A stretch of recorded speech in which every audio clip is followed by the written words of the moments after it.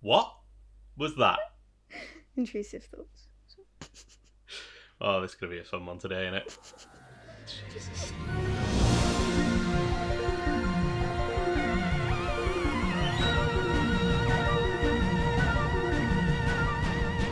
Hello, and welcome to the Says Who podcast with Kat and Tip. Bonjour. Bonjour. I knew you shouldn't have had that hot chocolate. Je m'appelle. Cat. Oui. Bleu. Cat bleu. Vert. Rouge. Blanc. What are you saying colours? I'm trying to remember what I remember. Welcome to the Says Who podcast, where we talk news, reviews, and all things Who. How are you doing? I'm good, thanks. How are you? I'm alright, thank you. Good. Have you had many E numbers today, or? I honestly don't know what's come over me. I think I No. got Swords of Orion out of the way and now I'm happy again. Yeah, for context, it's the second bit of recording we're doing today. We did a very chill, Proper chill and zen. episode of our bonus podcast over on the Patreon called 8 Track. If you would like to join us over there, the link is in the description. It's all in the link tree. But yeah, that was very chill, very relaxed, very zen, as you say. And then I had a hot chocolate and now I'm ready. you had a hot chocolate, and you started this episode off by squeaking. I had a thought and the filtering process in my brain didn't happen. And it just came out. Well, I look forward to seeing what comes out of. I'm excited for this one. Yeah. Yeah. Okay, I can tell. It's a bit illegal, isn't it, that I'm drinking A bit illegal. Yeah, it's a bit illegal that I'm drinking hot chocolate out of a tea first, destruction of earth mug second. That's a bit illegal. Tell you what. Criminal. Yeah. Just looking for you, it's slightly less illegal than Murder? something to. But yeah. Yeah. Slightly less illegal than that. Yeah, well. I always thought the law was sort of a binary system where something was legal or not, but apparently not. Yeah, exactly. And I'm committing a crime. See me. You said it's a little bit illegal. Yeah, just it's not as illegal as murdering someone, but also No, again, it's a binary. It either is legal or isn't. Yeah, well, there's grey areas, isn't there? Have you watched Such as- Chicago? Such as drinking hot chocolate out of a mug that says tea. Yeah. Well, I'm glad we cleared that up. It's just like drinking tea out of a clear glass. That's illegal. My mum does that, I don't. and it really. You know what? That tracks for Karen. It really sets me on edge. Yeah, it's. I don't want it. to see the liquid. Thanks. I don't need. I don't need to see that.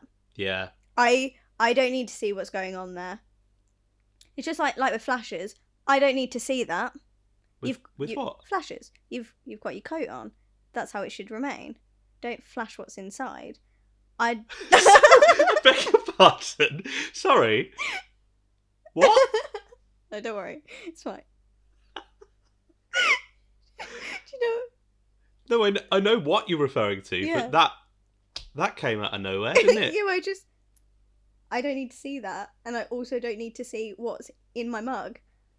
So just let's keep the coat closed. I went on not a date, but when I was at uni, I was talking to someone, and they invited me around to their house, and she was like, "Oh, do you want a cup of tea?" And I was like, "Oh yeah, sound." Made me a cup of tea. She only had oat milk. I like oat milk. I don't mind oat milk, which is fine.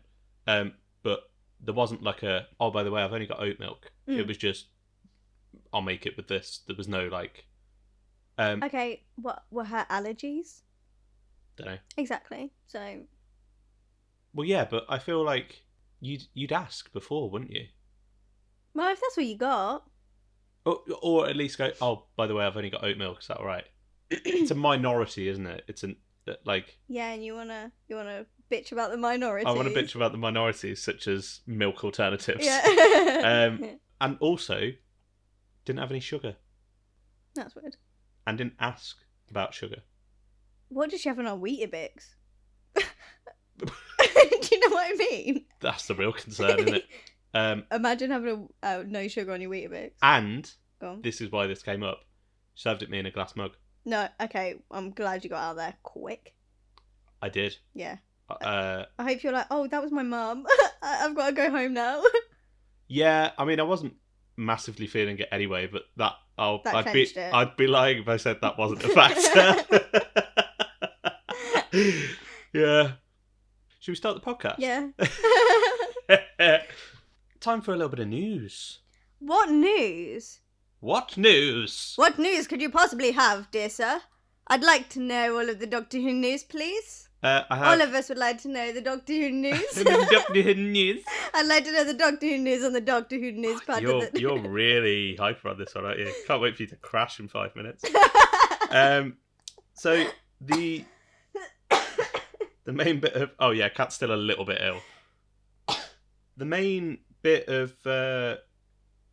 Doctor Who news for this week. Please tell me it's not the picture of Billie Piper's face. No, okay, good. But we will talk about that. Okay, good. If you were about to put that in front of me and be like, "So, rumor has it," I'd actually physically smack you. I mean, with what a is pillow that? Or something.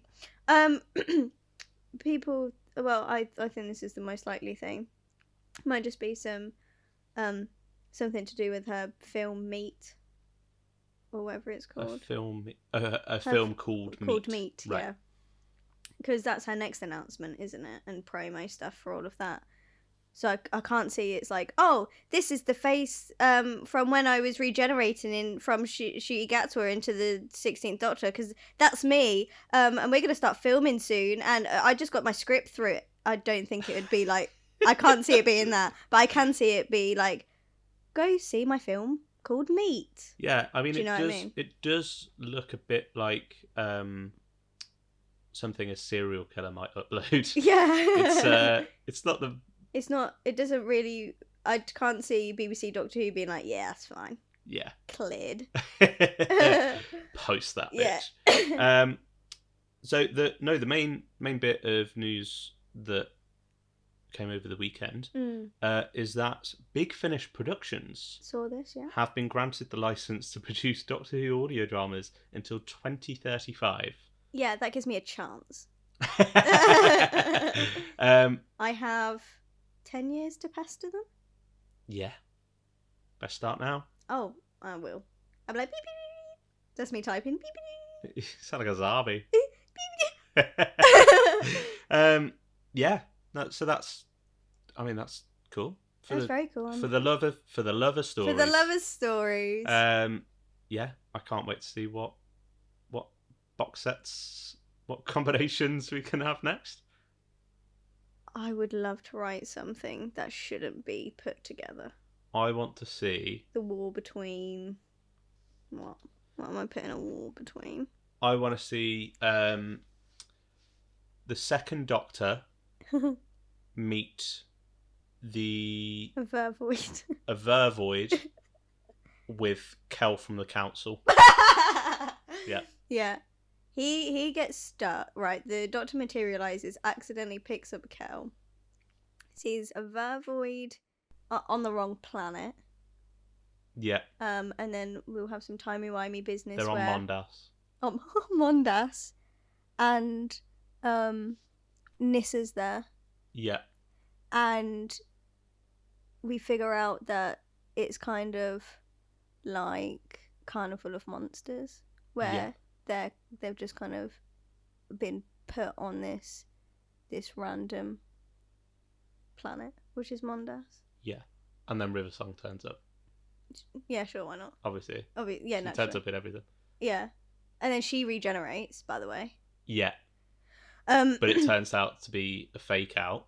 Yeah, and she puts all her regeneration into Maggie the Maggot. Yeah. And then Maggie grows bigger mm-hmm. because she can't become humanoid because that's weird. That'd be weird. That'd be weird. So she just becomes giant Maggie the Maggot. A giant maggot. Yeah. And then everyone's mind gets wiped at the end. Yeah. Because they can't remember it. Yeah. There you go. You can have that one for free, Nick. You know what? Copyright. We'll even charge you for that one. Yeah. Comment below if you want us to produce a Says Who audio adventure. Jesus Christ. With that concept and characters. And we'll produce it at the end of the year. Brilliant. Yeah, I think that was the main bit of news, really. Other than Gallifrey One happened this week. I mean, when this comes out, it will have been 2 weekends ago. Right. But yeah, Gallifrey One happened. There were some interesting little tidbits in the panels and interviews and things. Yeah. Pete McTeague. It was interesting to read his things, wasn't it? Yeah, apparently Chris Chibnall rewrote. It tracks as well. Him rewriting the ending of Kablam. Considering my biggest comment is, where the hell did that come from? That really tracks. That is interesting. Yeah, because it feels like Pete's story until the end. So that completely tracks. It does take a bit of a... Mm-hmm. Well, it's... there were some interesting little bits and pieces from that. Today's topic. Oh. That's the end of the news then. Wait, isn't it? But it is. Okay. Go on then. Oh, sorry, no, sorry. No. Sorry, did you have more news? What other news would you like? I can talk about my classic Who Watch if you want. I do have a bit of news, actually. Oh, what is it? In about 5 seconds' time, yeah, whilst you're doing the intro to this week's topic, yeah, I'm going to have a muffin. I would do the intro, but you're crack-a-lacking over there. So go on then. Go on, take it and piss off. Lovely muffin. Whilst my co-star whilst my co-host chomps down on a blueberry muffin, very professionally, I might add. Yeah, I'm going to talk to you guys about my day. So I woke up at 5:30 a.m. No, you're going to introduce the topic. I just said no, I'm joking. It was a bit. I'm going to. I can't tell with you sometimes. Because you do just go off on personal tangents about your life. No, I don't. No, Got 43 episodes that say otherwise, no. but okay. I was going to say not often. I'm going to talk to you lot about the topic of today's podcast. And it's called Monster Mashup, where I came to Tip with this idea because I thought it'd be fun to pick a Doctor Who story and take the monster out of it and replace it with a different one. For various reasons, whether it be just for fun, you think it would be cool, it would make the story better. So we're going to have a play with a few monster mashups. Yep. Run out of steam at the end there.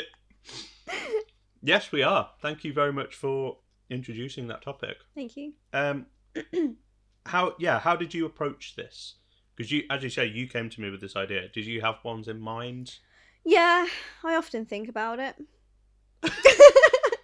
You looked really disconcerted when you said that. Yeah. Closing time keeps me up at night. Okay. Okay. I wonder if that's on Kat's list. It does. There are quite a few stories that I just can't get past the fact that those monsters are used within this story. Okay, yeah. So kind of all of mine are basically, I don't really want this monster to be here. I want a different one. Let's sub another one in. Let's all right, touchdown or whatever you call it in wrestling. Smack out. Tap out. There you go. Touchdown. Kat's a sports person. Tap out. Let's use a sub. Get the sub in. That allegory was all over the shop. Just so many different sports that you just put in a mixing pot there. For future reference, I'd suggest maybe avoiding sport as a topic of allegory. just for clarity. Although actually I did quite enjoy it for the entertainment factor, so I think more sports allegories, please. Analogies. Okay. So, we've each got about 5. I think I've got 5. I've just got a list. Oh, have you got quite a few? I wrote down all the ones that I want to change the monsters in, and thought we could have an open and healthy communicative discussion about it. Wow, that is what our marriage therapist suggested. Yeah, yeah. Let's get stuck in there. Do you want to kick it off? No. Well, I feel like it's your topic, so you should. And also, you've probably got more than me, so. Okay. I'm gonna do them out of order because I've written them down in series order. Yeah, just. But I don't want to do that. Whatever order you want. We don't have to go chronologically. So I'm gonna. Yeah. Oh my god, that's a little bit illegal. So, I've warmed to this story over the years. Okay. Okay. When it first came out, I was a really true and big believer that this was an illegal episode. An illegal episode. Yeah, we're gonna stay with the themes of legality. The Doctor Who justice system. I have taken a new role within the Shadow Proclamation. I see. I am judge, jury, and executioner. When it came out, I did believe this was legal. However, I will preface this. Since watching, I don't know if you guys knew, I've been a classic Who watch from the beginning, and during that I've been doing my Dalek ranking as I've been going along. And to be honest, now I've seen some classic Dalek stories again, and they're kind of fresh in the old noggin. I don't hate it as much as I used to, because classic Dalek stories are just all over the place, so it kind of tracks. However, to keep the suspense, no, to stop the suspense. I was going to say, what is it? Sorry. Asylum of the Daleks. Interesting. I also have that on my list. Oh, okay. So on the count of 3, we're gonna say what we want to sub them in for. Okay. Okay, ready? I mean, yeah. Okay. Ready? Okay. 3, 2, 1. New Cybermen. monsters. Oh. Because I have down Cybermen or something like the Clockwork Droids. Okay. So yeah. That along the kind of droidy, maybe Cyberman, sort of mechanical feel. I always used to say Cybermen. However, doing my Cyberwatch now, I feel like a Cyberman wouldn't think 2 seconds before exploding a load of, like, blowing up a load of old Cybermen that didn't quite work out. Interesting.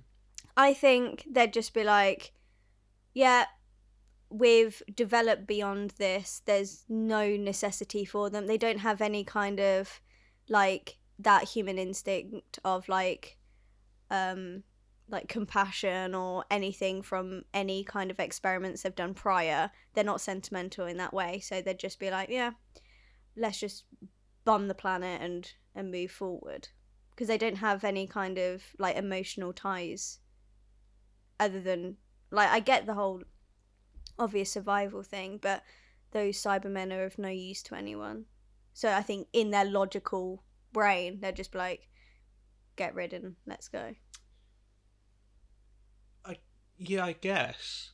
I don't know. I wonder if, because the Cyberman whole thing is about improve and upgrade and whatever. My thinking was always like that, because I think I'm not the first person to say it by any means, but the idea of the Daleks in the original story having an asylum for these diseased or doesn't make sense insane in the or first whatever, when they're so hot on, like, purity and stuff, feels a little bit odd. Yeah. But with the Cybermen, I kind of buy it, as my thinking was always like, well, they'd keep them around until they can improve them. Okay, so until they can do something about it, and maybe they've been but now they've run the numbers and gone, actually, we're probably better off just bombing them. Or Doctor, sort or that out. could we make the story, add another layer to the story, make it more interesting, and instead of the Doctor going down onto the planet to blow them up, essentially, instead there's like a twist, like a double plan of, they say you're going down to do one thing, but actually he's going down to the planet, which makes maybe there's like a, I don't know, like a force field or a time lock or something on it that the Cybermen put on there until the time is right, and now they've progressed so far that you know kind of like Victory of the Daleks with the whole DNA thing, kind of that, like it's not reading them for some reason, or they can't access this planet, so but the Doctor can, so they put the Doctor in there to like release this force field or this something, so that then they can go down. So their secondary plan would be to go down, upgrade them, have a new race of Cybermen to then infiltrate the universe. I think that would be a cool spin on it. Yeah, that works. That'd be fun. Yeah, because I think the reason I say Cybermen is because it feels like so many of the ideas and sort of themes that run through this are perfect for them. I agree. Like the whole thing of Amy being stripped of emotion and all of that, paralleling the companions. I'd know if I was rewriting it, there would be no divorce storyline anyway. Yeah. That would be gone. But you could do something interesting with that. Yeah. Not the divorce, the Cybermen and companions. Yeah, I think you could even do something with Amy and Rory's relationship. Yeah. And have it be some kind of, I don't know, you can have them have a bit of a rift in there, I guess. But you maybe need to have set that up before. Yeah. I would like to say, I don't know. I would like to say, I read the wrong episode response out. It wasn't New Monster. That was for something else. I misread. It was actually supposed to be Cybermen or augmented beings. I'd just like to clarify. Okay, that's so it still tracks. It's just I read the wrong. That's fine. Episode response. Continue. Yeah, I don't know, like the whole conversion thing of. I know people say that. Oh well, then the twist of Osborn having been converted would have been obvious. It's still obvious in the episode, though. I don't know. It's difficult for me to sort of divorce it because when this came out, I was 12, and I didn't see the twist coming. Obviously, I can't go back to a time where I don't know the twist. Yeah. So I can't look at it as an adult and be like, oh, I know what's coming. Yeah. But yeah, I don't know. I think you could frame it as, because even in the Dalek episode, what Oswin was saying wasn't tracking anyway. Because why would your spacecraft be crashed there in the first place? It's more likely because of the stories that we've had previously, and I know we were discussing on 8-Track how the Cybermen tend to have a base under siege type of story that would track more with Oswin crashing on this and hearing all these Cybermen trying to come in and convert her. That would track more than the Daleks trying to break in. These insane Daleks. So like, and I know that like horror wise, I'd rather not be trapped with insane Daleks. I'd like on a horror basis. It would be scarier to be trapped with horror Cybermen than horror Daleks. Do you know what I mean? I think there's more. I don't know. I think there's cooler sort of things you can do with absolutely, that. like broken emotional inhibitors, broken bodies, like half designed Cybermen. Like, could you imagine like trying to claw their way towards her, like smacking on the door, having like Cybermats try and break into this, just like setting up and world building for that episode. You could go really dark with it. I also think the whole the thing in the air, The nanogenes. the nanogenes that are converting, Mm-hmm. you know, the skeletons with the Dalek eye stalk. Yeah. Like, that's a cool visual, but it doesn't feel very Dalek. It doesn't feel Dalek at all. I don't like that one bit, and it annoys me when it comes back in Time of the Doctor as well, because it just doesn't. That doesn't work for me. Yeah, I don't love that. No. I think it's It's a good concept, but not for the Daleks. yeah. And I think it's just the image, the iconography of that eye stalk coming out of their heads that, you know. But you could do that with cyber. Exactly. I think if you were to do, yeah. Cyber ears, I was going to say. Like the handles. The handles, yeah. Or something. Even just, could you imagine just A dead skeleton. body skeletons there, and then suddenly either a chest unit physically coming through their chest and ripping through their rib cage, and hearing all the in chest and hearing like of it like pushing through, or like their handles pushing out of the ears and coming up and joining, and then just like their eyes glowing, or so, I don't know, just like something that would just I think even physically something like just creep you. Just as small as just the handles. Just the handles, yeah. Like, because I think you could probably do some cool, you know, like when the eye stalk comes out and you hear like the bone sort of cracking a little bit. I think you could do that with them, yeah. And then maybe you can cut away for a reaction shot, and then as you look, the handles are formed and stuff. Like, I think that's just as cool. I think that would be really fun. But also in terms of like story wise, I think if you're saying that these Cybermen are insane or broken or whatever, then a broken Cyberman is, or even an insane Cyberman, the emotional inhibitor isn't broken. Yeah. So they're aware of their being humanity. Yeah.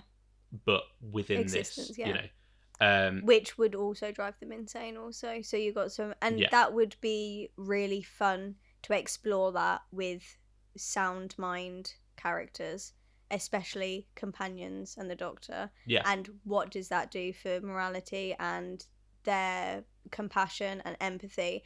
And when they are upon this planet, is it going to be conflicting to kill them? What are they going to feel in that moment? Because there's the argument of they're still human, but they shouldn't be living this way. Yeah. And all of that juicy character drama and dilemma there. Exactly. Yeah. And then I think that also kind of opens it up to, you know, as you say, the Doctor's got to weigh up, well, they're human. Yeah. Can I destroy them? Is that kinder? Is that... Yeah. Can I live with that? But also, I think that then opens it up to be like, well, all Cybermen are human. Yeah. Like, if that little switch were flicked, they'd be like this lot. Yeah. But I'm happy to kill those because, you know, they look different. Blow that space shit up. Yeah. Space shit? Excuse me? Excuse me. I'm happy to blow all their space shit up. Yeah, I mean, you know what I mean. But yeah, like, and then I think that maybe opens it up a little bit more to be like, they're not just robots, remember? For future appearances. So that's kind of a bit more in the collective consciousness of the audience, because I think it kind of... They do just become Iron Man robots. Yeah, well, let's not talk about Nightmare in Silver. But exactly. No. That's... Yeah. Don't make me angry. Don't make me laugh. Don't make me laugh. Yeah, that's pretty much all I got on on that one, really. Yeah, that's those are my thoughts and feelings. Yeah. Good thoughts. Good feelings. Thank you. Let me consult my list. Go on, and guess see what one. I've got. Guess one off your list. This one is like one of the first ones I thought of. And it's a bit of a cheat. It's a little bit of a cheat. Okay. School reunion. Hold on, you're taking away the Krillitane. Continue. I'm not saying for any of these that these would be better No, I or know. this should have happened. I'm just saying as a fun thought exercise. All right. School reunion. get rid of the Quillithane. Mm. We put in the Slitheen. Like they did in Sarah Jane Adventures. I was going to say, that's just Sarah Jane Adventures. Yeah. There's not a lot to that one. No, I was going to say, I'm trying to think how I feel about Slitheen eating kids rather than Quillithane eating kids. Well, they don't have to eat the kids, do they? I mean, they don't have to. They could kill I want them. some kids eaten. No, I'm just trying to... But Well, I don't think the Slitheen... I really like the concept of the... What's it called? What, the Scasis paradigm? The Scasis paradigm. I really like that concept, and I really like all the visuals and what that explores, and I don't think the Slitheen cut that. No. But again, I'm not saying... Okay. I'm not saying better. No. I'm just saying, imagine a Series 2 story That's insanity. with the Slitheen It's really insane. running about a school. See, do you want to know what I thought? Because I had an episode where I thought, maybe we could use the Slitheen here, Go but on. it doesn't quite work with how it ends with Series 1. So are we thinking about it like... It doesn't matter canonically. Yeah. Okay. Then I was toying with the idea of putting a Slitheen in Love and Monsters instead of the Absorbloff. Yeah. That works. That tracks for me. That works for me. I feel like not a lot changes. Well, because I like Love and Monsters, I don't like the monster. I like the love, no monster. No monster. I like the love. I don't like the monsters. Because I really like the idea of an alien trying to find the Doctor and then consume him for intelligence and experience and all the rest of it. I do like that. And I was trying to think, okay, so what monster could you use to substitute that, where it still could be a normal Doctor Who fan club? I keep saying fan club, and I'm going to continue. Doctor Who fan club. So I was thinking of like shapeshifters, like, okay, so like Zygons, but I don't really want a Zygon story because I don't like them. The chameleons. Be a bit of a deep cut, But wouldn't it? yeah, but that would be, and then I was trying to think, but it would have to be like a chameleon coming back trying to find the Doctor with grievances of how it was left. And I was like, that doesn't quite work. You left me in 1967 to die. Yeah. So, yeah, I was just trying to think like what could I use, and then I was like, Slitheen, like that tracks, and they could still kill, and you could still have members of Linda dropping like flies. It will get rid of the horrible face in the slab moment. But also, then you've got Dr. Slitheen, and then you could easily... Because I was thinking blonde. I was thinking blonde, and then I was like, that wouldn't make sense because she's a neg now. Coming out of Boomtown. I was like, but you could just put it... But because I'd want it to be like a woman. Like that, like a blonde substitute type thing. Interesting, because I was going to say, would you keep Peter Kay? No, get rid. Oh my god, sorry. No, I wouldn't. You have the writings of Love and Monsters, which is so good, and it's so interesting, and the character work is phenomenal. And then you have Peter Kay as the Absorbaloff, and I can't stand it.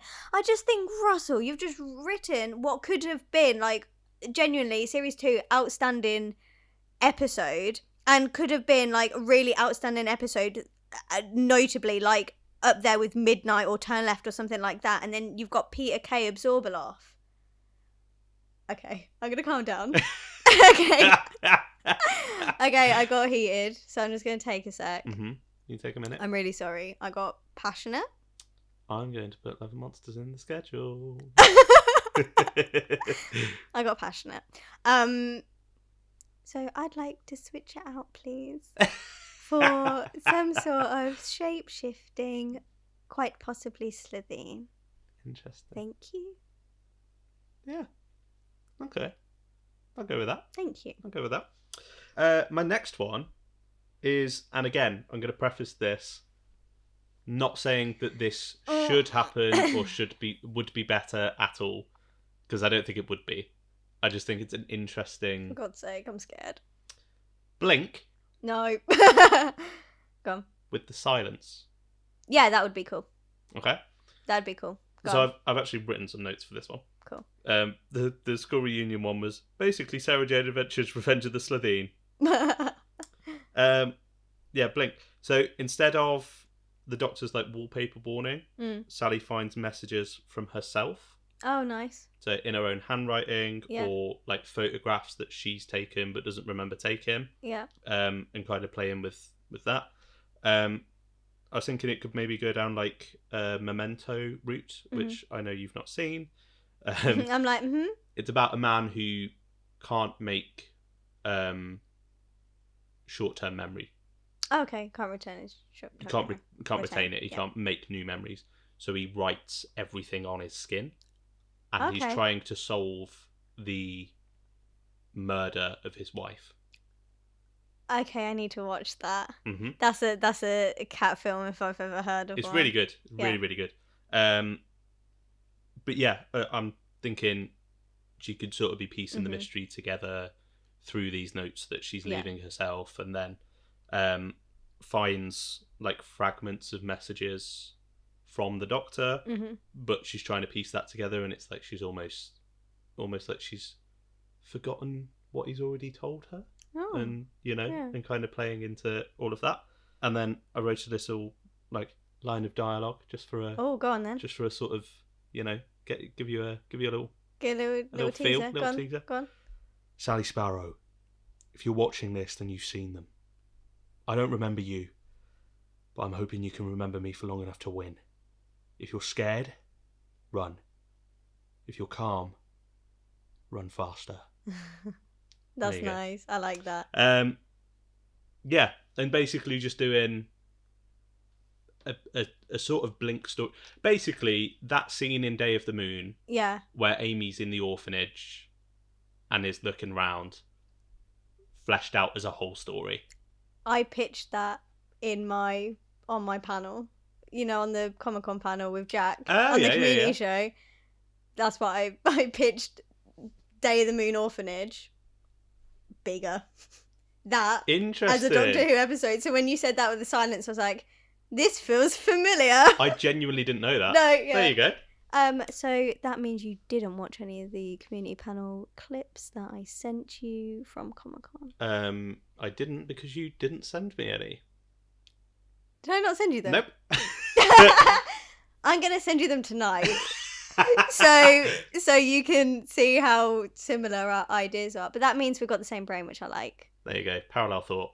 We've spent too much time together. Best friends. Yeah, I like that idea. Yeah. Yeah, I love that. I'm not saying you should replace Blink with that. But that is a story that I would been absolutely love to write. In an alternate parallel universe. Yeah. Where Blink, Stephen Moffat never invented the Weeping Angels. Yeah. Yeah, and thought, silence could be. Yeah. I love that. Although I do think, their kind of aesthetic and look is very tied to the sort of American setting of that opening two-part of Series 6. It's very like Area 51 and, they look like sort of classic aliens, like the little grey men kind of thing. And the suits, it's all very like X-Files kind of vibe. Slender Man type thing. Exactly. Yeah, American. So maybe they wouldn't look like the silence, which I know is sacrilege because that's such a cool design. Yeah. But I feel like that only comes from the fact that it's set over there. Yeah. No, I get that. Now I'm thinking, okay, so if I was to write that story, what would I design the silence like? Just really, for them to work, it's just that core concept of you can't remember forgetting, them. Isn't it? Yeah. So they don't need to look like how they look. They look really cool. I think I'd still keep them as kind of like tall, slender, grey blobs in like but maybe not, but in just a fully black suit maybe. I don't know. I like the way they look, and I think that slurking, kind of like if you think of them like peeling themselves off the wall, and like lurking Yeah. in the shadows, and like them, like, could you imagine, like could you imagine instead of the weeping angel, I was about to get my weeping angel model out that I made, instead of that shot of the weeping angel in the garden Yeah. behind the greenhouse, That the sort of, orangery, like, writhing, that kind of like sort just of- like almost blurred because you can't quite focus on it. All Yeah. that kind of visual. Oh. There you go. Right, we're cutting the podcast.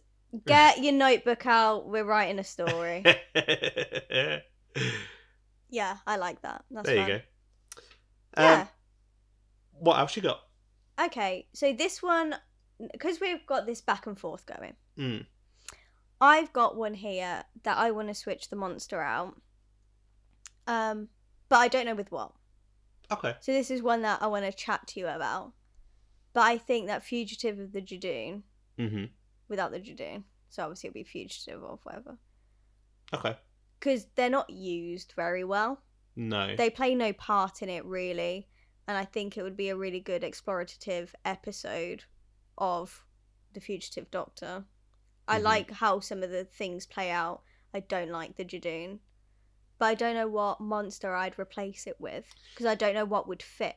I don't know if it'd be like a Shadow Proclamation type thing. If it sticks to the kind of Outer Space Police theme, or... See, I think the issue with that is whatever the Judoon or whatever you replace them with aren't the main focus. No. They're the B plot, really. But what can we enhance the story with? Or just write the Judoon better?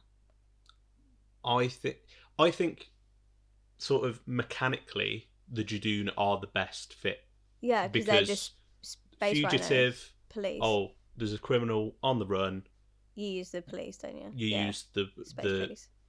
The big space rhinos that are established as police thugs. Yeah. And yeah, you could switch them out for just like something else that works in the Shadow Proclamation. But then you've got to set that up. Yeah. They don't really get the full sort of spotlight. Yeah. And what about if you swarm and Azured that episode? You'd change a lot. Yeah. But like, imagine like, I don't know. I'm just not satisfied with that episode, and I don't know how. If using a different monster and changing it conceptually a little bit would do something for it. I wonder if part of the reason they used the Judoon is a bit of a bait and switch. Yeah. And especially sort of calling it Fugitive of the Judoon. Yeah. It's like they're almost kind of advertising that as the big, sort of the main focus of the episode. Yeah. So then, when it turns out, oh, Joe Martin's the Doctor. Yeah. You're like, what? What? And okay. kind of, I wonder if that was maybe deliberate. But you see, I'm not saying it necessarily works. But you could always lean in more on the Fugitive stuff, and maybe it's someone from their group, their unit, or someone they've been up against before, and they're like, finally we found the location of the Doctor and Fugitive of the Judoon, because there's all those the false aliases anyway. And that's kind of what the Judoon do anyway, don't they? So I wonder if it could have been more of a urgent and like chaotic episode with more going on, if the Doctor's trying to work out what this opposition is trying to find, and it turns out it's actually her but in a fugitive form type thing, and what that would then mean going forward, and kind of maybe exploring that, especially when we're heading to Flux as well. So I wonder if that could have grounded that storyline a little bit deeper, maybe. Yeah, possibly. That would be quite cool. Their opposition more so maybe than one of her old teammates, but like, I don't know. And then that also kind of sets up an adventure for Big Finish. But then there's a bit of intrigue there, and you think, I had that glimpse of that the kind of aftermath of one of these adventures. I wonder what started there, and then you can tell that story, and then you can start to tell other stories, and gives us a bit of a taster of something, maybe. Yeah. No, yeah. I think that's something that the early episodes of Flux do quite well, where they establish Swarm and Azure. Yeah, I really enjoyed all of that. Like, oh, these mean business. Business, yeah. And I think I do quite like the idea of the Doctor having a history with this villain that she doesn't remember. Yeah, I like that. But too. they obviously know everything and yeah. really have a grudge against her specifically. Yeah. I wonder if, because obviously once Joe, like I know her. Yeah. Obviously Our good once friend my mate Joe, Yeah. Smashes the thing in the lighthouse, and it's the Doctor, she'd then remember Swarm if it were Swarm or Azure, hypothetically. So I don't know if that takes out some of the. It doesn't have to be Swarm, but just No. someone. I was just thinking because, like, I think that's one of the strengths of Flux, where it sort of comes on and goes, "This was my arch enemy," or like I had a real sort of, not connection, but like a real connection. Yeah, with we this had alien. we had something. It's like it's a an real alien master, isn't it? Yeah. Substitute type thing. Yeah, no, I see where you're coming from there. I'm just trying to think of how I could just ground the story a bit better, maybe. But I know people love this episode, but I just find it really surface level. Yeah, and it's the Judoon interesting are really weird depict of the Judoon as well. It's really strangely written. Because I was thinking about, I think this year we're going to do an overrated episode, I think. And this will definitely be on there. Yeah, I was kind of mulling over what I might put on them. Yeah. And this one might have crossed my mind. Yeah. But, yeah, I don't know. Because I think whoever, whatever you had as the villain, I think you probably could tie it a bit more to the plot. The one issue you'd have is, what do you have the fam do?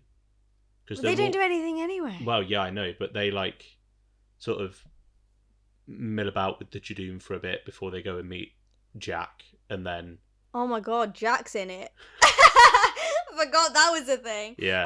Oh my god, maybe I should hop on your rewrites and just do a Rogue one, and it'd be the Fugitive. Rogue or Fugitive of the Judoon? No, I didn't. I like what you did there. Yeah, I think this story could benefit from just being Jodie, and kind of separate her from the fam, because it's like, but then I don't know, because then I think that maybe plays into the bait and switch thing of like, oh, this is just another sort of, like fun little bit of a romp, like, and everyone's here, it's a normal story. And so if you were to separate the Doctor, but then I guess you could do that in the story. Yeah. You could set it up as, oh, this is a sort of monster of the week, sort of RTD1. Yeah. Yeah. You could boomtown it easily. Get the companions away from the Doctor for a bit. Yeah. Even just that you don't have to. I don't think you'd have to explain it. Like, no, just write it. Just have something happened. The Doctor.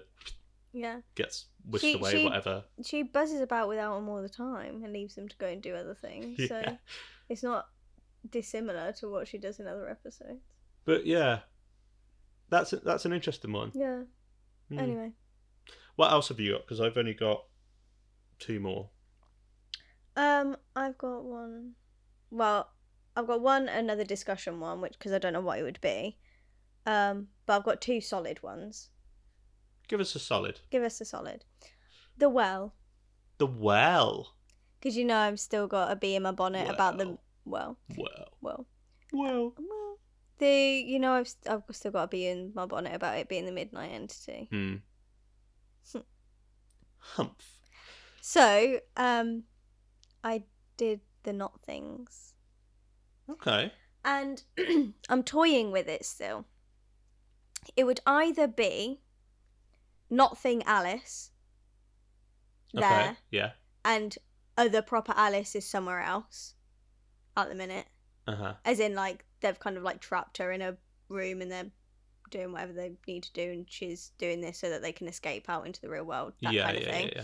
So it'd either be that, or it would be like sentient energy, and they're trying to like an origin story type thing where they're trying to figure out how they can create human form. Okay. That kind of thing. Yeah.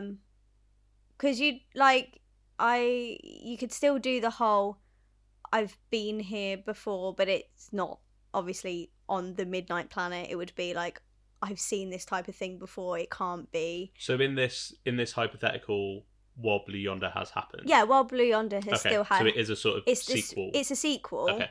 It's still a sequel, but it's not touching Midnight, and I feel like the Not Things would be more of an interesting deep dive in this story, because all the characters are really strong, and I think you could do like a little origin story setup, kind of like you know what Spare Parts is to the 10th Planet. Well would be the spare parts of While Blue Yonder. Okay. Type thing. Yeah. I'd wonder how that would go and what really interesting and creepy things could come of that. And then you don't see the Midnight Entity, and that remains untouched and a godly episode. So I wonder if part of the appeal of the Not Things is seeing the sort of doppelganger thing, and the mirroring and mimicking. Yeah. So if the Not Thing is Alice, who we've not seen.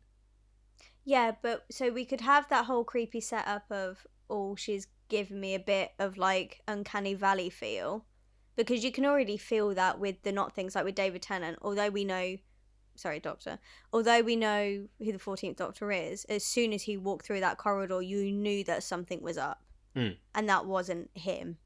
Yeah, but it was, and it was weird. And I think you could still pull that off with Alice. And Belinda and the Doctor are separated anyway. I think when that happens and Belinda's doing her nursery duties with Alice, you have the Doctor and the Captain and the other team investigating something else and then finding Alice and then going, what? So then you bring them into that room where the whole like Mercury thing happens and the clock setting everyone off and all of that.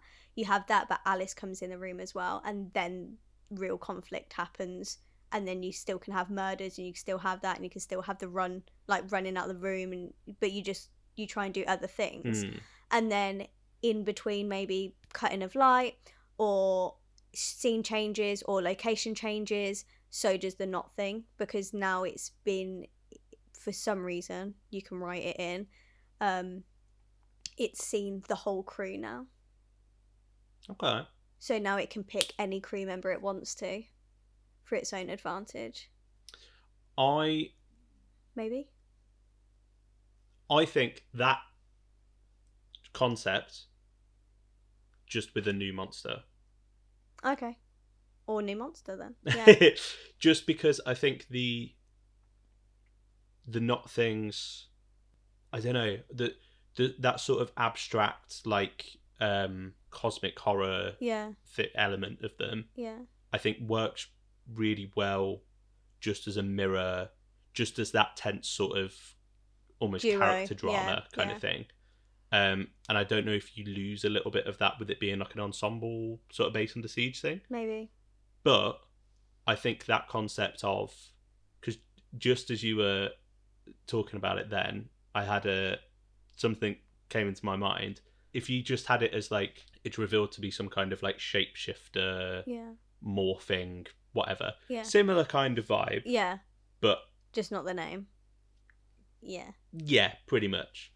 When you were saying, Belinda's doing a sort of nursing duties and stuff, I just had an image of, you know the scene where she's sort of napped down and she does something, and then it cuts back and you get the glimpse of. But instead it's her, and she looks at herself. I was going to say, she's like doing something, takes her hand, and it morphs, and the skin And the color skin colour changes. changes, yeah. And she and it's like only little bits of her have morphed. Yeah. So it sort of looks back, and it's like a composite of like the both of them together. The two. That'd be really fun. Or like the face is slightly drooped. Again, a bit like the Not Things and the weird sort of not quite right Uncanny Valley thing. I don't know. I need to write all this down. Maybe you could do something where it's like the creature has to touch them to be able to sort of assimilate that. Wait, what's that from? That's Marvel, right? Yeah. No, wait, what's that? What is? Oh no, I've seen something where it's that, and then because she's like, so that's why I can't touch people, because when I like take my glove off and I touch someone, my whole body changes and it really hurts and it all crack. What's that? That's a. I swear that's a Marvel series. Well, it is a thing. I've seen it in. That's a film or it's something.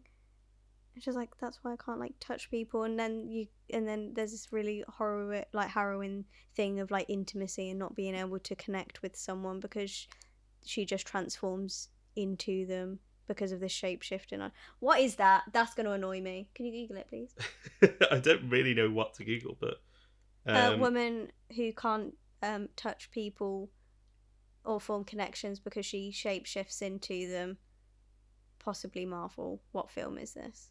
That's what I'd Google. I mean, there's the one that I thought of was Rogue from X-Men. Is that it? I've never seen the X-Men, so she can, by touch on their skin. Does she wear gloves? I think so. Sometimes. But I've never seen X-Men, so I don't know. I think she can absorb their powers and memories and stuff.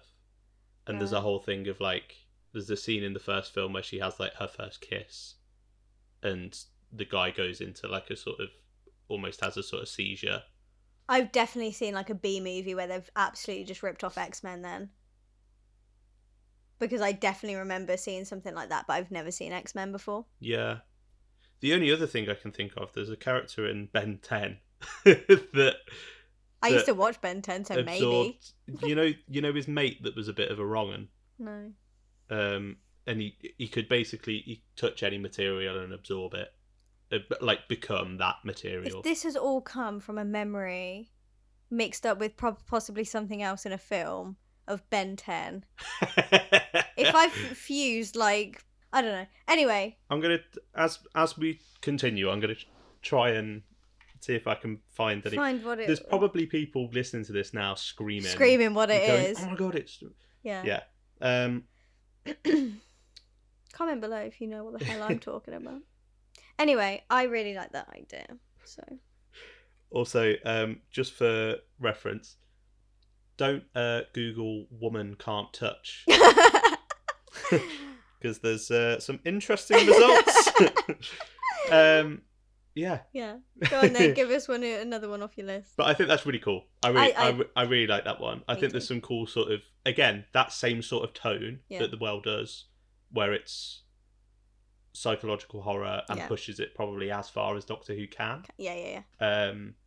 Or you could just be like, I'm doing it for an audio story. I'm doing a Big Finish or a novel or whatever, where there's no limits, and you can just go, let's have some horrific stuff. You know that I'd have to do it as an audio because I refuse to limit myself. People would listen and go, I'm actually scared with what you've just put on a bit of paper, because no one should think those things. And that makes me want to write it more. Oh my god, she's so twisted. Oh, shut up! She's so twisted. She's not like other girls. Oh my god. I swear to God, I'm not pick-me-girling right now. I'm not. Oh my god. No, because now I feel really dirty. So thanks for that. You're welcome. Oh my god, I'm not like all the other Doctor Who girls. Oh my god. I don't have limitations. Oh my god. Shut up. So, my other one, I've got one that I've kind of combined into two. Because it's the same result. But it's two stories that I think would both really benefit from it. Okay, come on. So, Vincent and the Doctor. Oh, okay, right. So, be careful. Mm-hmm. Oh, there wasn't any more to that. Just a threat. Be careful. Vincent the Doctor with the Praxeus. Mm-hmm. Rosa with big space Nazi racist. Okay, I know one that I'd definitely like to switch out. Okay. My change here, my swap, no monster. Okay, well, yeah, for Vincent, because I can see that, and then it's a nice play. Because this is one of my biggest things about Vincent the Doctor, and this is the only thing I'll mark it down on, is I wish we never saw the Praxeus. So so there's that ambiguity of whether he's seeing anything or not. Yeah. So that's my only thing with that episode. I think it's a 10 out of 10 stellar. I just wish I didn't see the Praxeus, and you left it with his painting in the church. That's all we needed. Yeah. Everything else, the Doctor could have seen the Praxeus, or something in the mirror, but we didn't have to see that. That's. I think nobody but Vincent sees it. Okay, that's fair. I've put no monster here. Yeah. I do think it works better if the Praxeus is there, but it's just completely invisible, and especially because you can see it interacting with. Because you can see it knocking over things. You can see it interacting with the environment. It hits the Doctor out of the way. Yeah. Like, so you know that there is something there, and that it's because I think the risk, even though I don't think it's actually what Richard Curtis intended, but it feels to me very much that the monster there, and it being an invisible monster and monster only that only Vincent can see, it's an allegory for depression. Yeah, absolutely. I don't think that was intentional. Really? Yeah. Really? Because that's like the biggest read. Mm-hmm. And that's why I love it so much. I was reading one of the Black Archives on it a couple of years ago. Yeah. And I'm pretty sure it said it wasn't intentional. That he said it wasn't. Yeah. That is really funny, because it is like one of the best Doctor Who episodes, and I think it's so rich with depth. But I think that works so well. Yeah. The idea of it being this invisible monster. Yeah. That is terrorizing this man. Yeah. But nobody else can see it. Yeah. I fully agree. But I think if you were to, in fact, yeah, I'm kind of changing my answer here, rather than no monster. It's more just the change of making it invisible. Yeah. Which isn't really that's not the point. Premise of this. Yeah. But so we've started talking about it now. So no, because we'll dive into Vincent and the Doctor in a proper podcast. So save it. Let's talk about Rosa. No, I know, because I really want to talk about it too, but... I just wanted to make one last point. Right? Okay, one last point, and that's what you're getting. Okay. I'm going to be the one to reel us in. Okay. I think if you were to have it be no monster, or you don't have those moments where it's interacting with other people, and you can see that there's obviously something that's happening. If you didn't have that, the ambiguity thereof, is it real? Yeah. I don't like the optics of that. No. If it is an allegory for depression. Yeah. Do you know what I mean? Yeah. If it's like, well, maybe he just thinks that that doesn't gel very nicely. Yeah. So yeah, I'm changing I've worked that out in real time. Yeah, that's fine. This is just like our counsellor said. Yeah, there you go. Oh, Barbara will be so proud of us. Oh. Think of the children. Gibson being sedated in the corner. Okay, yes, hold on. I'm done on Vincent. Gibson's my cat. Not our child. We don't have a child. No. Or a marriage. Or yeah. We do both have counsellors though. That's so true. My cat's going to the vets later, so he is sedated, but it's on medication the vet provided for me for later. Yeah, she's not just sedated her child. Yeah, just want to put it out there real quick. We're doing a podcast. Sit there and shut up. Yeah. Okay, Rosa. Go on then. Talk to me about that. No monster. Because I agree, I hate Time Nazi, so I'd rather have it be anything else. But what do you think by no monster? So, I think the only reason that Krasko is there is because it was originally written as and this is all out there to read. No, I was going to say this is all like speculation on my part. Oh, okay. I think it was written as a pure historical. Mm-hmm. because I think that's kind of the vibe that Series 11 was sort of Trying to going do... for Yeah, with some of its historicals. me too. And because I think Demons of the Punjab, whilst not a pure historical works, it's in keeping with the sort of the Hartnell, do you know what I mean? Historicals, yeah. And to an extent, the Witchfinders as well. Mm-hmm. Like I can kind of see they feel sort of consistent with that with style classic of historicals, yeah. And Nikola Tesla's. See, that one to me feels a bit more like an RTD. Really? That feels more like a Shakespeare Code or like a Tooth and Claw.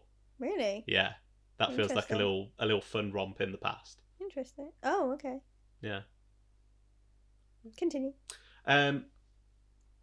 So yeah, I think it was written as a pure historical, and then at some point, someone, whether it was the BBC or Chibnall, because obviously he's a co-writer on this, I wonder if he came on and went, no, we need to have a villain. Mm-hmm. We need to have an antagonist. Mm-hmm. And that's happened in the past. Like Father's Day originally didn't have the Reapers. Like it was just a pure character piece. And I think sometimes saying let's have a monster in it, I think that can work just as well. But for this, it's not a monster. It's just a human that I assume is human. I think he's human. He's just human from the future, right? Yeah, and he's got a time traveler, and he's got a time traveler. Does he not have the opportunity to time travel? And the first thing he thought was he was going to go back and terrorize. Yeah, different moments in time or something. He's going to topple the civil rights movement to stop you people getting above your station. I think it's it's not a monster. It's just a villain. Yep. B, I think it's really depressing the idea that in the 52nd century racism still exists. Although, yeah, that could be equally be a commentary on progression. Yeah, the pervasiveness of fascism. Mm-hmm. But I don't know. It kind of. I think Rosa has a lot of problems anyway. Yeah, I think because the implication is that by changing this one event with the Rosa Parks bus incident, it would topple the whole civil rights movement, which I think is oversimplifying, like massively, the whole movement and a whole culture and historical fact. Just I think it's disingenuous to imply that this is what changed the world. Yeah. Obviously, that is not to diminish the work that Rosa Parks did and the incredible, because that is a massive moment in that movement. But it's not the only moment in that movement. It's not even the only moment by Rosa Parks in that movement. Yeah. So I think it kind of inadvertently downplays everything else that was going on. It needed a better reason for him to want to mess with this moment in time. Yeah, I think it doesn't really make sort of sense logically. Yeah. I don't know. It also just feels a bit there. But does that also, was that kind of meant to show his single-mindedness and like be a comment on the... and a commentary on if I do him this, being then... uneducated and not knowing or taking into consideration the whole movement? Yeah, but if it is that, then it's not done very well. I think you remove any kind of villain. Yeah. And for whatever reason, the Doctor and because that's kind of what pure historicals are. The only sci-fi elements are the Doctor has travelled there. Yeah. Yeah. Or use time travel to get there, and they're an alien. Yeah. That's it. That's it. Yeah. I think. So you kind of like gunfighter it and. Yeah, I think for whatever reason, the Doctor and the fam's presence there starts to alter alter time. Yeah. And, you know, maybe... Like the butterfly. Is it the butterfly effect? Butterfly effect, exactly. It's just a butterfly effect. effect. Where the TARDIS lands... Shouldn't... It's sort of in the middle of the road. Yeah. So that bus can't get there that day. It's late, or there's disruptions and that kind of thing. Yeah, or there's, you know, something like that. Or they bump into her. Or Ryan getting slapped. And her staying for that little bit longer. Yeah. There meant that she was late for work. The time. So her boss said that, oh, you've got to stay late tomorrow. So she never got on that bus, which meant that never, you know, do something like with that. And then I think have the plot be the Doctor has to, as it kind of is in this one. Yeah. The Doctor has to make sure she does get on that bus, and kind of, because it's I mean, I'm not massively tied to it, but I think if you wanted to, you could do the whole fixed point thing, play with it like that. Yeah. But then I think the story becomes a more interesting explanation, or examination rather, of why does this have to happen then? Yeah. And the Doctor being, well, you know, it's a massive point in history. It's like, yeah, but if you can go back in time, why didn't you stop slavery from happening? And have that conversation. You know. Yeah. Why didn't you? Because I think, and maybe you can deliver without being mean. Ryan's a very good source to deliver that through. Yeah, and Yaz. No, you've got. I don't. No, I just mean because those are the type of questions that Ryan would ask. Yeah. Absolutely, and I think it's because, yeah, you've got two companions that are people of colour. Yeah. And I think there are some good scenes, and it kind of utilises them, sort of their narrative function in the story, for lack of a better term, because they kind of just are narrative functions in their time on the show, rather than characters, fleshed out characters, especially at this point. Yeah.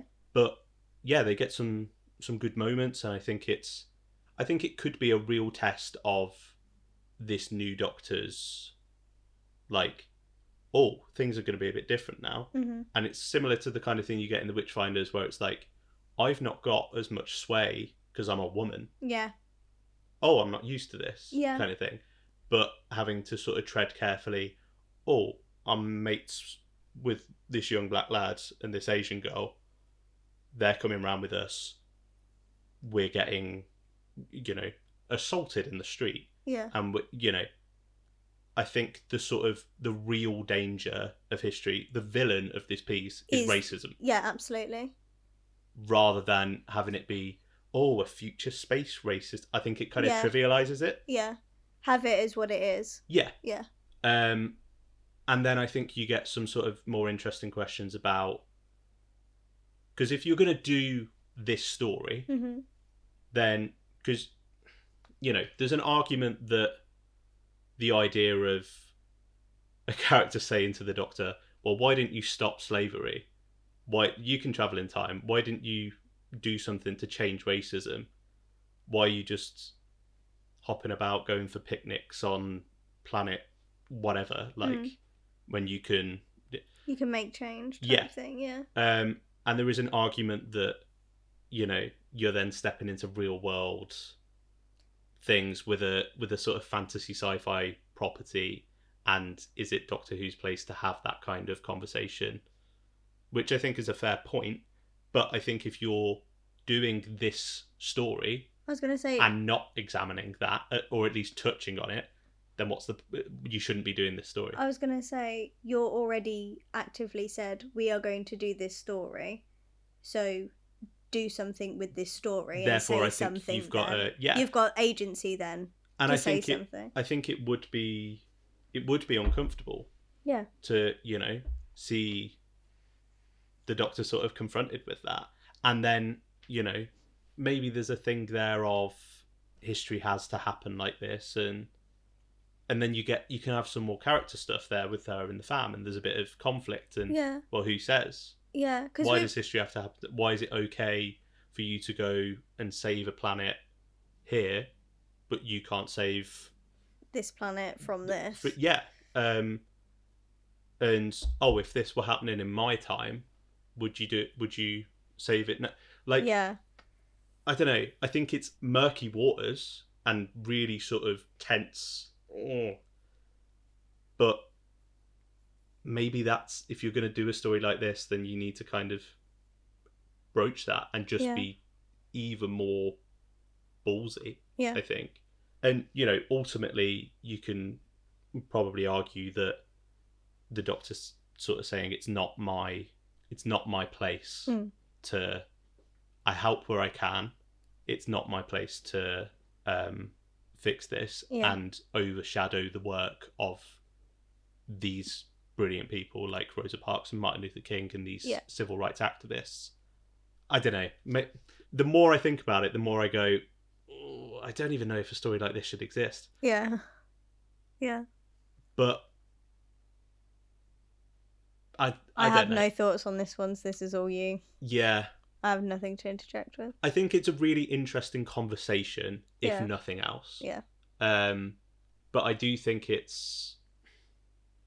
I think having, what's his name, Krasko, sort of trivializes it and makes the story a bit weaker as a result. Either way, the monster needs to change within this story, regardless of what we end up having. Absolutely. Yeah. Yeah. That's Rosa. That's Rosa. That's Rosa. Am I right? Go on, give us your last one. Okay, my last one is Closing Time. I thought this one might come up. And I'd take out the Cybermen and either do a new monster, something like the Clockwork Droids. Okay. So I don't like that it's a Cyberman story because the Cybermen are wasted and they're not used to their full capacity. But I like the idea of a spaceship being crashed and stuck and something draining the power sources and using this shopping centre to try and rebuild. And I was thinking that sounds very much like Girl in the Fireplace with the Clockwork Droids and using that same kind of formula or the Clockwork Droids in stealing people and instead of converting them, using their parts for the spaceship, draining the energy, that kind of thing. So using the same building blocks, and you can still have what's his face? James Corden as whatever he's called.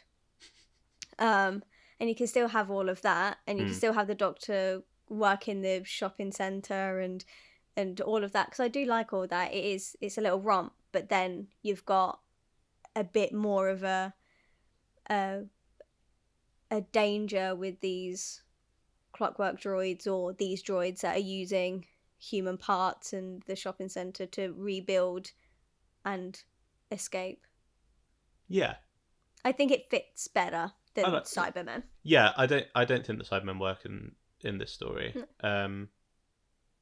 I think because having it be in a shopping mall. Yeah, I'm not American, so I wasn't gonna do that. I think the only bit in it that makes me go, oh, okay, that's kind of a cool use of it in that setting, is the Cybermats looking like a toy. Yeah. Like a radio controlled toy. Yeah, but you could easily do that with a droid. Yeah, exactly. How do you feel about... I'd change the Love Conquers All ending, if that's what you mean. Oh, yeah, no, I took that as a given, because that is horseshit. Thank you. No, I was going to say, how do you feel about, hypothetically, but I feel like it would be quite a different story, but again, given the setting of it being in a shopping mall, how do you feel about Autons? No. I don't think it works. That was just a hypothetical, because obviously mannequins and all of that. But like, I'd love it, but no, I think especially I love my Autons and I like it when they are taken a bit more seriously. And I think in this kind of like comedy, light-hearted episode, it would be another, like how they ruined it with the Cybermen, it would ruin it with the Autons as well. Because I'd want them to be taken a bit more seriously, because the Nestine consciousness will be somewhere. Yeah. And I feel like I don't want them, I wouldn't, if Autons were to come back, I don't want them to be another B plot. Yeah, like, alien. Yeah. I'd want them to be the full focus of the episode. Because they kind of are in Rose. Because they are in Rose, because you're setting up the series, Doctor Who, Companions and the Doctor all in one, and the Autons are a brilliant delivery of that in that episode. But I wouldn't want them to be B plot. Are the Autons ever the A plot? Because they're not really in Spearhead, are they? Well, actually, to be fair. Yeah. And Terror of the Autons as well. I was going to say, are they not playing second fiddles to the Master? Because it's the Master's first episode, it's Joe's first episode. Yeah, but... Spearhead's Pertwee's first episode, Liz's first episode. Kind of reintroducing the Brigadier and unit. Yeah, but the Autons are at the full front of that. I think they're not used to the extent as Rose. Part 1, they're kind of in the background. Yeah, you've got plenty of parts to play with in Classic, don't you? Yeah. I think the rest of the story they are. So why don't you take that back? I will. It was a question, and we answered it together. We did, because we're communicating. Yes. But then, again, when they crop up, in the new series, they're always in the background, really, Don't even bloody talk to me about...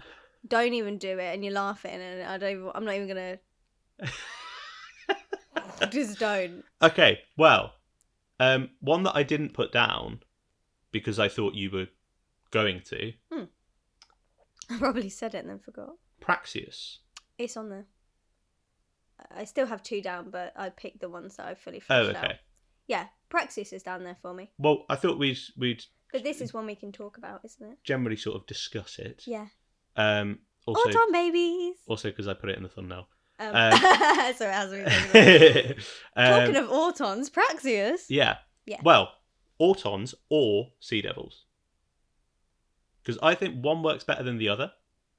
Well, Sea Devils would work better, but the War Between the Land and the Sea was essentially what Praxeus should have been. Interesting, because I think Autons work better. With all the... Or Nestine. With all the plastic bits, yeah. The whole microplastics thing. Yeah. Which would be really fun. And we've had this conversation before in private. In private? Not just in general conversation, but like not publicly. Whispered. Yeah. We've had this conversation in private. Where usually we don't speak not on the podcast. This is the only time we talk. Yeah. We need to mine all of our conversations for content. Oh yes. Yeah. So I will be, from this point forward, I will be ceasing our personal conversations. We will speak only when we have microphones and can put it on the internet for engagement. Okay. Thank you very much. No probs. We've spoken about this before, what the lengths that they could have pushed Praxeus if they used all the microplastics as a gateway for Autons and the Nestine, and all of the different like body horror and like horrific things you can do visually, and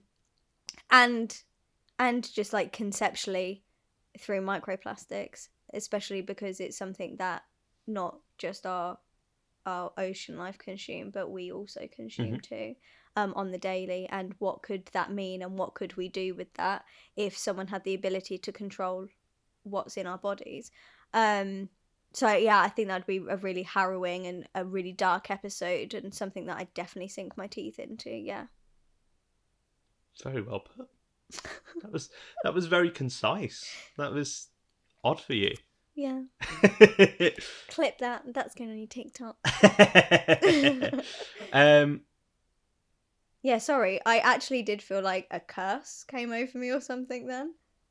A curse? And I just spoke. Yeah. Well, yeah.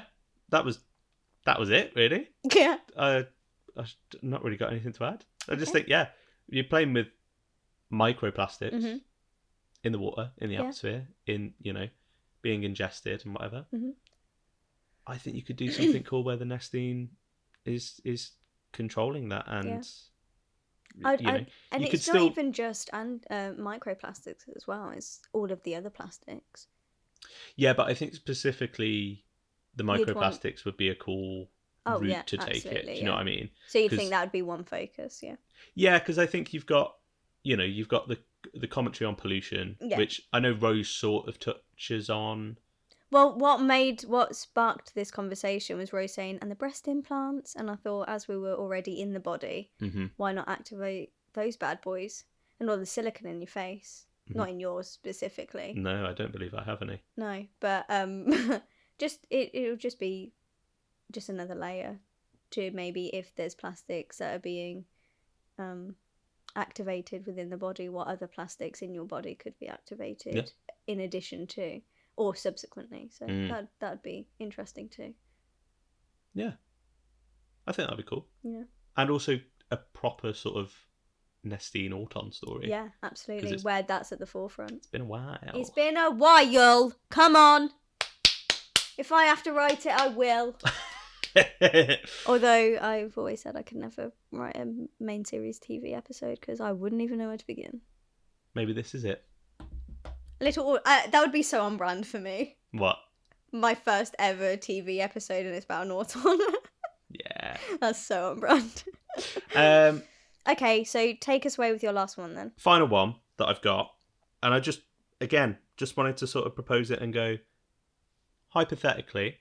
Are you going to upset me with this one? I hope not. I just have a feeling like this one's going to be outrageous to me. I just have that vibe. Rob Shearman's Dalek. Yeah, all right. And thank you for listening. Should have had the pating. No, yeah. No, so again, definitely not saying that this would have been better or should have happened. Okay. Just an interesting parallel universe version. Go on. Heaven Sent. Oh dear. Oh dear. Oh dear. Go on. Oh dear. With. Right. So I've put the Dream Lord, but I don't necessarily mean the Dream Lord as appears in Amy's Choice. I've put / the Doctor. Okay. So the sort of essence of the Dream Lord of it being a dark reflection or a manifestation of his darker elements and guilt and anger and all those sort of that bile that's within him, and you having that as the sort of antagonist, air quotes. Okay, I have two things to say. Go on, because I do have some notes, but go on. One, why hasn't the Dream Lord come back? I'm just asking. Because although One Time Story, amazing, I have been trying to figure out actually over the past 3 weeks on how I could somehow bring him back for a story, or the essence of him, or how I could bring back a story like that where he could be in it. I think that's exactly why.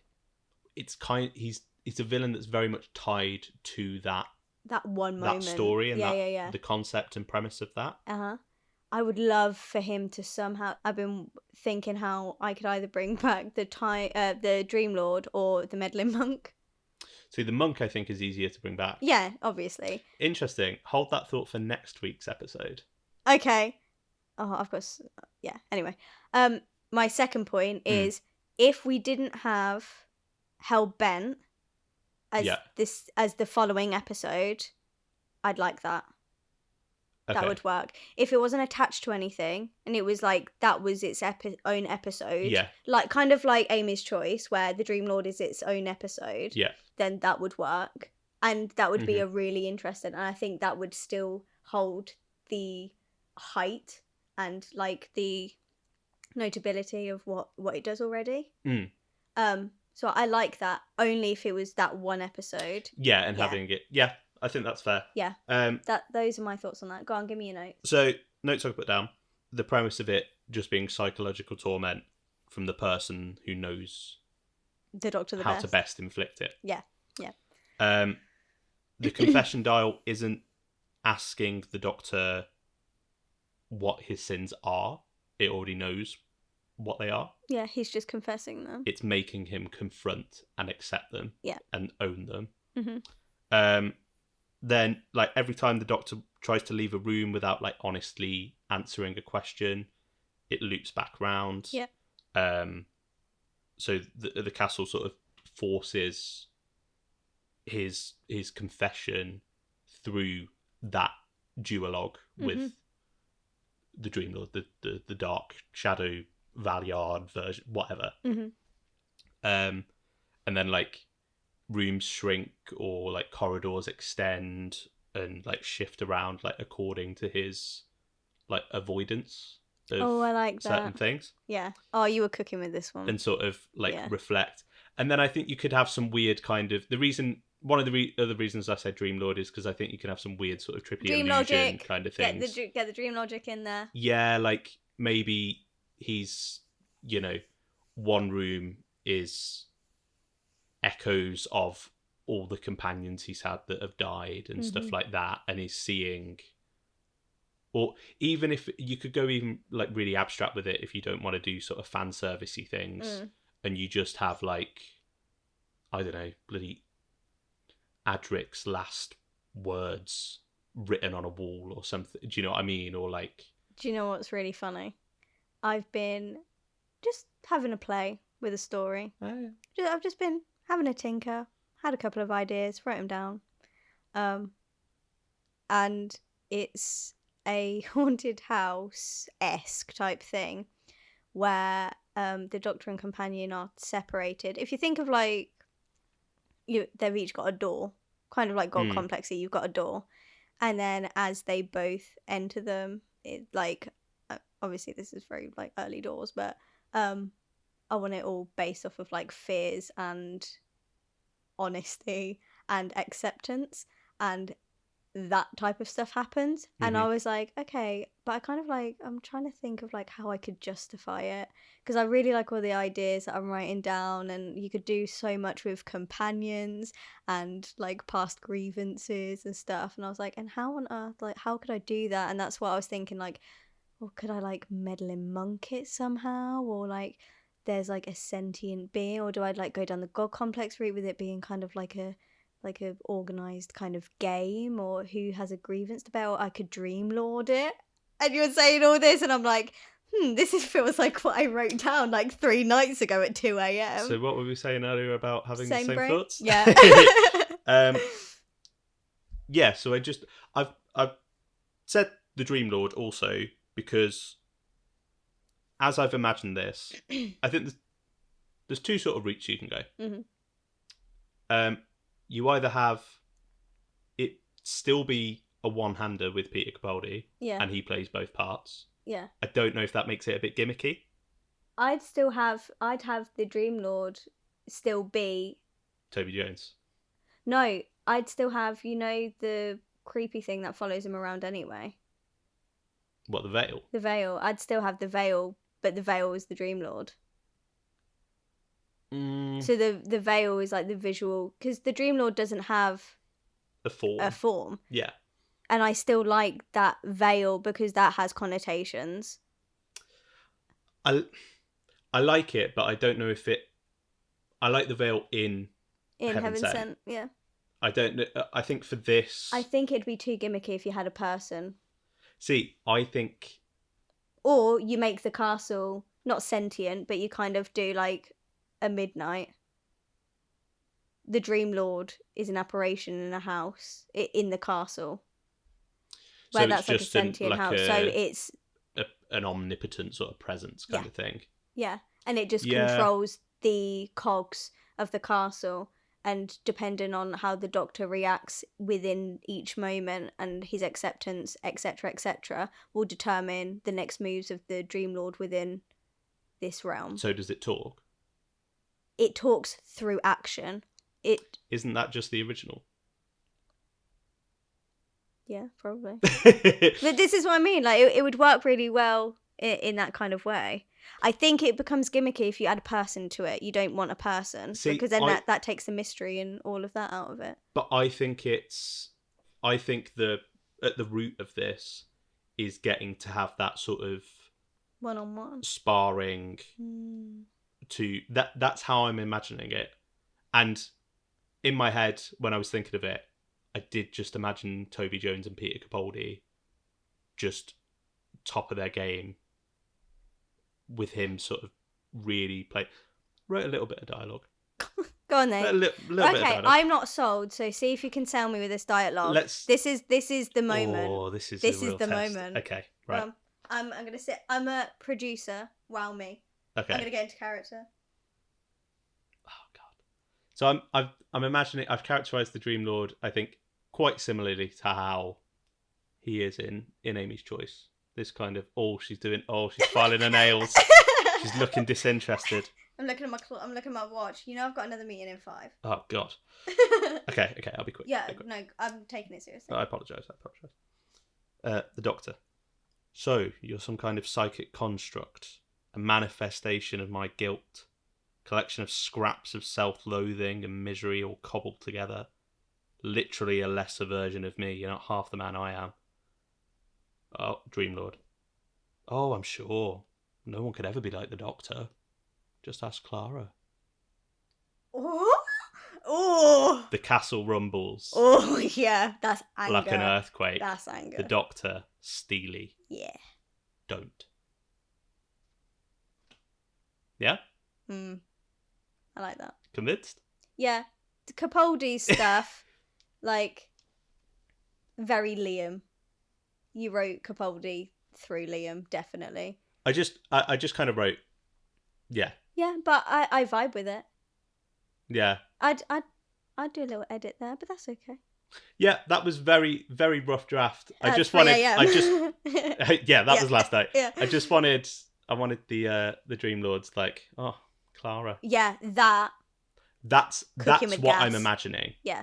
As the episode of See, him just twisting the knife. But I feel like that doesn't have to happen face to face. I think that happens in the air. But then I think that's the original episode. Yeah, I don't know. So the thought exercise kind of falls apart. No. I know. But now I'm trying to figure out how to do it, because I think if you do it face to face, it's just like a man off. But like, I wonder man off. But I wonder how you could really interestingly do that. In what form? So that's exciting. I like that. Good for you. Thank you. Nice brain. I Cheers. like it. Good yourself. Did you say grew it myself? Yes. Yeah. Again, I think Heaven Sent should not be touched. Ever. I wouldn't have it any other way. Yeah. This was just a hypothetical. If you had to change it and do something different with it, what would you do? That's probably the route I'd go down. Yeah. Yeah, I like it. And go for that sort of cerebral, real character study thing. Yeah. And then I think also the resolution would have to be, whereas in the original, as we've discussed in our Heaven Sent review, link below, we sort of agreed that he doesn't overcome his grief. That's the whole point. Yeah. Like, it's an exercise in him avoiding, acknowledging and accepting that. So how would you? I solve this? think the resolution has to be for him to get out, for him to say, I did this, like, and kind of accept it, which does kind of, which I think would mean that Hellbent wouldn't. Hellbent couldn't exist, happen. Yeah. So that'd kind of be another change to the timeline. Well, you just have this as the bottle episode for the finale, wouldn't you? So Face the Raven wouldn't be the kind of episode 10 to your 11 and 12. Yeah, I think. I don't know where you'd go with it, but I think you could kind of then have it as he's then just having to sort of wallow in this self-hatred, I guess. And maybe that's a bit too dark. Yeah, but your stories are really bleak all the time. Yeah. You're so good at writing bleak and heavy. It's your forte. Right, what you know, baby. I was gonna say your play, the play that you wrote was a one-man monologue, which was really bleak, heavy. Funny though. It was, and there you go, and that's just you in it. Nice. Well, I think that was a good one to end on. Thank you. You're welcome. Did we have any Oh, people respond on the Twitter? on the old twits. Oh, no, thank you. No. No, What? I'm not enjoying it being called the Twits. The twits. The Roald Dahl story. Do you want to hear about my Roald Dahl art project that I did in year 6 that got an A? No, because I do have to leave in about 15 minutes. Okay. So another time. Okay, well, I posted on the twits. If you were to replace a monster in a Doctor Who episode, what monster would it be and who for? Dan said swap out every villain in every episode to James Corden, so it will be the Corden Whoniverse. Also add the flying black triangle from the Five Doctors too, just because. The little Mr. Whippy, yeah. Yeah, and then you commented underneath, nah, for real, I'd make Asylum of the Daleks with the Cybermen. Fair. Yeah, fair. I think it's a fairly it's a popular one, isn't it? Yeah, I know Harbo's spoken about it before. Yeah. I think Matt from Full Fat Videos has done a video on it. I spoke about it in my quick fixes thing. Like, yeah, I think a lot of people. It's one that I feel like makes sense. Yeah. But I know some people also go no, and that's okay. DW fan 91 when I posted that video went No, respectfully no, and we had a conversation about it. at least he was respectful. It was very respectful. Maybe I should say respectfully no before I say no to you all the time. Would that make it better? No, because it'd be disingenuous. Yeah, true. Facetious. I'm I'm being facetious. There's no call for it. There you go. That's the one good bit of fear her. I'm being facetious. There's no call for it. I know. Yeah, go on. Someone put the King's Demons with the meddling monk instead of the Master. Yeah. Actually, yeah. Mm-hmm. I mean, anything to shake that story up. I said I would really love the meddling monk to come back, and then they said I feel that story would suit the monk more, and I don't disagree. Yeah. Just anything to make the King's Demons have a bit of something in it. Uh-huh. Christ alive.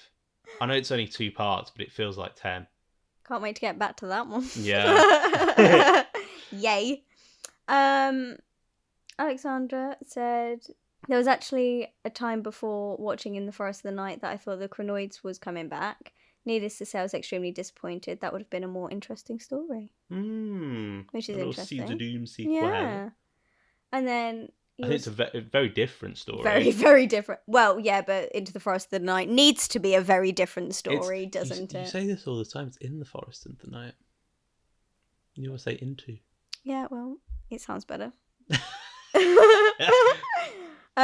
He put as well, Praxeus had the opportunity to be a Sea Devil or Auton story. We said that too. Yeah, we did. Thank you, Mickey Mouse. It's very nice of you to join us. You've been very quiet for the rest of the podcast. Kat, why didn't you introduce her? Whatever. And then you commented saying, put this guy in every story. Yes. And it's the Sweetie Man. What's he called? What's he called? Candyman. Candyman. Thank you. Sweetie Man. My brain went, it was like the Licorice Man. I was like, no, it's not, is it? It's got licorice also on it. The Candyman. Put the Candyman in every episode. The Candyman in every episode. And I think that I have to write a series where it's just the Candyman. Big Finish. Big box Finish. Set. The Candyman. The Further Adventures of the Candyman. Yeah. So that will be coming out later this year. Yeah.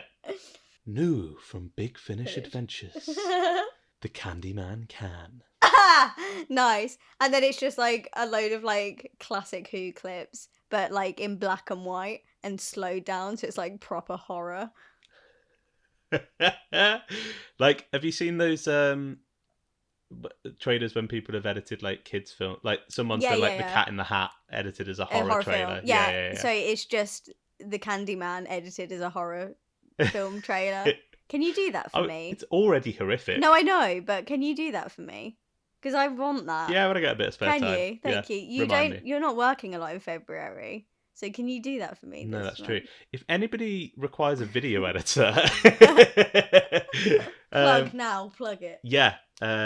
My show reel is in the link in the description. I've done a demo reel. If anybody needs a video editor, or knows anyone who needs a video editor, or podcast editor, or image. Yeah, I'll do image. Honestly, I'll do anything if the price is right. Photoshop. All right. Times are tough, man. Okay. I'm not cost of judging living. you. Yeah. You're telling me. Yeah, I know. I am. I know. Unheard of. Unheard of. I'll do David Tennant impressions for anyone for Big money. Finish if you need a David Tennant. Nick, if you're listening, if for whatever reason David's not free, and you need someone to do well, every 2 seconds. No, I can sort of. I'll make it better, Nick. It'll be fine. I promise. I'm so sorry. Yeah. I guess we'll wrap up there then. Yeah, I'm shall sleepy we? now. You gone sleepy? The energy has dipped somewhat since the start of the episode, I would say. That hot chocolate worn off? Mm-hmm. I shall do the outro then. Thank you very much for joining us.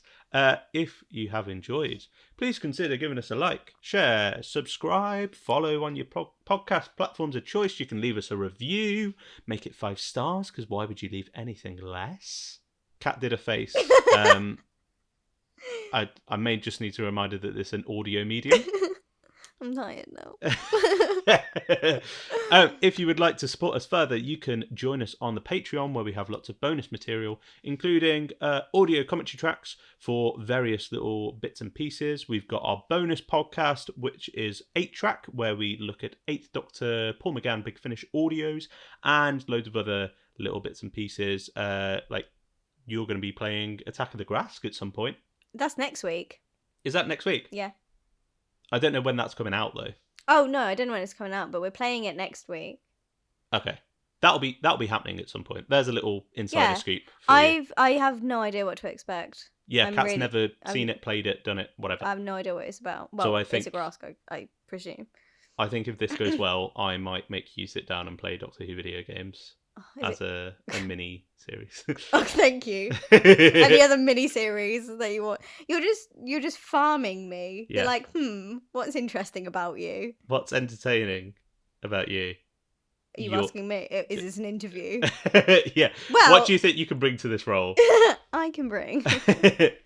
But yeah, we'd love to have you over there. We've got some cool fun stuff. You can vote on topics and stuff as well. But yeah, cheers for listening. Yeah. And we'll see you next week, where, as mentioned, we're going to be talking about the best unmade stories. So are these stories that were supposed to be made but haven't been, or are you wanting me to write a story? No. I just want to clarify. No, I'm not wanting you to pitch what you think is the best unmade story. Okay, I'm not saying make the best unmade Doctor Who story right now. Yeah, that's what I thought you were asking. No.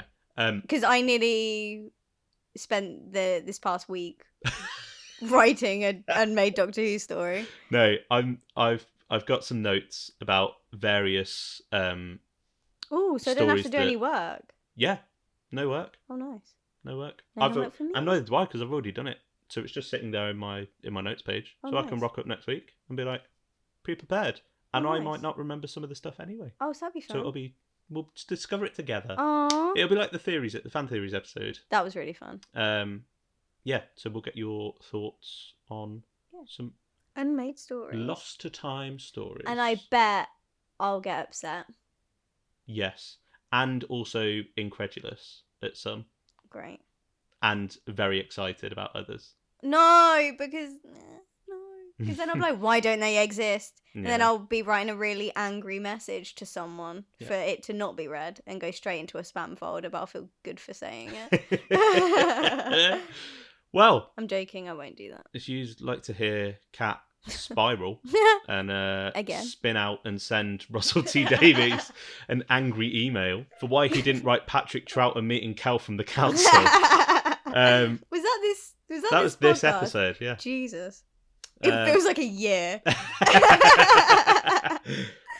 Then join us next week. But until then, Kat, where can they find you? They can find me over on the Twitter and Instagram at simplykatie_XO. Where can they find you, Tip? Thank you very much for asking. They can find me on the Twitter, also at Sudden Biscuit, and on the Sudden Biscuit YouTube channel, which you may very well be listening to this here podcast on right now. Thank you again, and we shall see you next week, I hope. See you next week. See you next week. Goodbye. Bye. Bye, bye, bye, bye, bye.